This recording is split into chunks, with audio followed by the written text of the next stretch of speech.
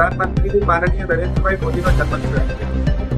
દેશના પ્રધાનમંત્રીનો જન્મદિવસ છે, પણ સવિશેષ વિશ્વના સર્વાધિક નેતા, લોકપ્રિય નેતા અને ગુજરાતના પનોતા પુત્ર જેમણે દેશના વિકાસ માટે રાત દિવસ કામ કર્યું છે. એટલા માટે થરાદ ભારત વિકાસ પરિષદે આજે માન્ય નરેન્દ્રભાઈના જન્મદિવસ નિમિત્તે બ્લડ ડોનેશન કેમ્પનું આયોજન કર્યું.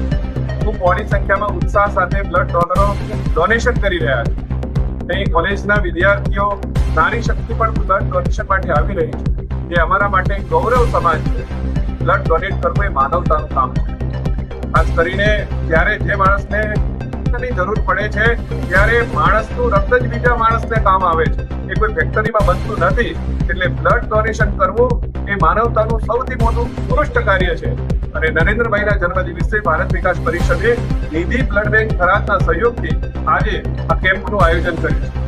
આ કેમ્પમાં અમને વિવિધ સંગઠનો, વિવિધ સેવાકીય સંસ્થાઓનો પણ સહયોગ મળ્યો છે.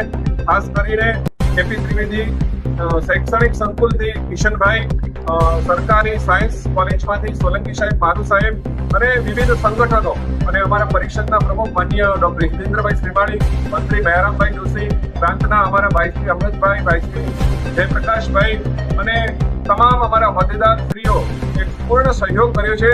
તમામનો આ તબક્કે આભાર વ્યક્ત કરીએ.